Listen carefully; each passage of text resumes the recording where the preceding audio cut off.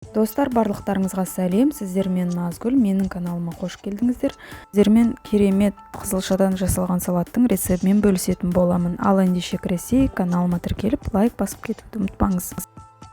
Бір пиязды аламыз, сыртын тазалап, екіге бөліп тураймыз. Бөлек ыдысқа салып, үстінен бір стақан салқын суға бір шай қасық алма қышқылын қосып, жақсылап үстінен қойып араластырамыз.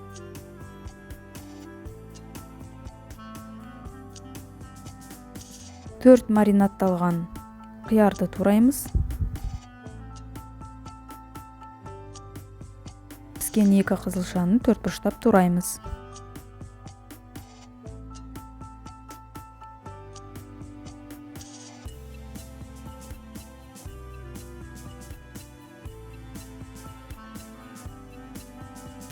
Пісіру үшін кинза шөбін аламыз, майдалап тураймыз.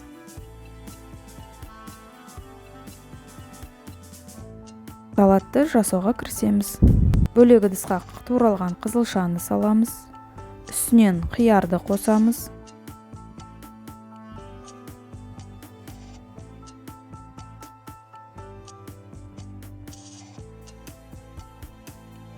Он 15 минут алма қышқылы қосылған суда бұқтырылған пиязды қосып, үстінен кинза шөбін салып,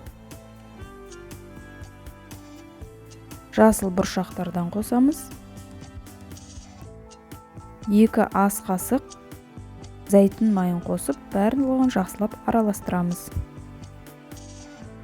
Қалауыңыз бойынша бұрыш немесе тұз қоссаңыздар болады. Мен қоспадым, өйткені қиярдың тұзы бар еді. Достар, біздің салатымыз дайын, ас болсын.